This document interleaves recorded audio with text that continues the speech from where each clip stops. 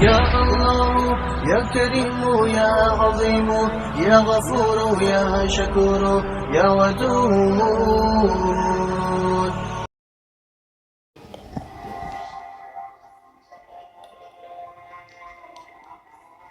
ہدایت دراصل یہ ہے کہ آدمی جینے کی غرض جانے اور اعلیٰ زندگی کا راز پائے۔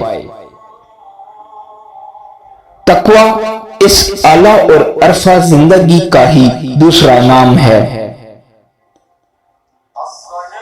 یوں سمجھو کہ روزے اور قیام کی ایک ماہ کی محنت بس اس مقصد کے لیے ہے۔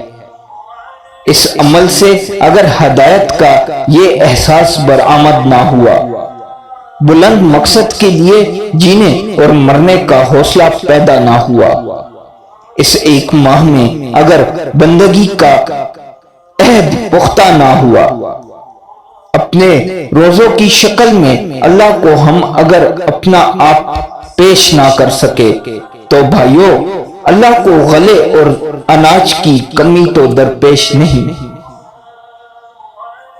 اس سے بڑا ظلم اور کیا ہوگا کہ عبادت جو ہے ہی ایک مقصد کا نام، وہ ہمارے ہاتھوں سے بے مقصد ہو کر رہ جائے، تب اسے عبادت کہا ہی نہیں جا سکتا۔